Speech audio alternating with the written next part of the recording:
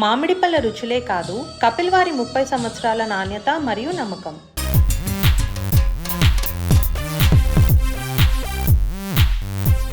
పహల్గామ్ ఉగ్రదాడి తరువాత పాకిస్తాన్లో భయానక పరిస్థితులు ఏర్పడినట్టు తెలుస్తోంది.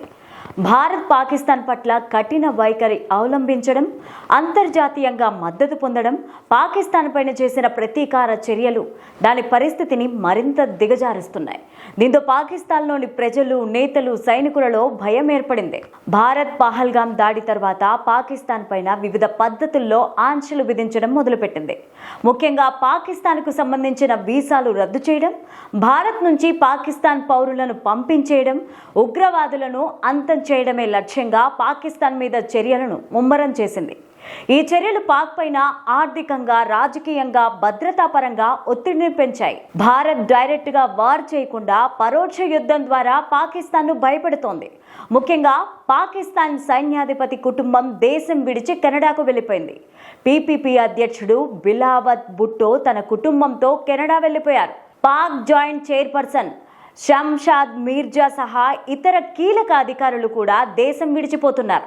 వీరి కుటుంబాలు పాకిస్తాన్ నుంచి పారిపోవడంతో అక్కడ సిచ్యువేషన్ మరింత దిగజారింది. భారతదేశం ఎప్పటికప్పుడు పాకిస్తాన్ పైన ఒత్తిడి పెంచుతోంది. ప్రపంచం మొత్తం, ముఖ్యంగా అగ్రరాజ్యాలు భారతదేశానికి మద్దతుగా నిలుస్తూ పాకిస్తాన్ పైన వ్యూహాత్మక ఒత్తిడిని మరింత పెంచాయి. దీంతో పాకిస్తాన్ సైన్యం, ఉగ్రవాదులు, ముఖ్య రాజకీయ నాయకులు కూడా భయపడుతున్నట్టుగా తెలుస్తోంది. పాకిస్తాన్లో ఉగ్రవాదులపైన భారత్ చేపడుతున్న చర్యలు పాకిస్తాన్ ప్రభుత్వంలోని కీలక మార్పులు తీసుకొస్తున్నాయి. సైనికులు, అధికారులు తమ భద్రతను కాపాడుకోవడంపై ఎక్కువ దృష్టి పెట్టారు. అందుకే మూకుమ్మడిగా రాజీనామాలు చేసి వెళ్లిపోతున్నారు. భారత్ పాకిస్తాన్ పైన ప్రతీకార చర్యలు చేపట్టి ఇతర అగ్రదేశాల మద్దతుతో పాకిస్తాన్లో భయాన్ని పెంచింది. ఇది పాకిస్తాన్ సైన్యం, ప్రభుత్వ నాయకులు, ఆ దేశ ప్రజలకు తీవ్ర ఒత్తిడిగా మారింది.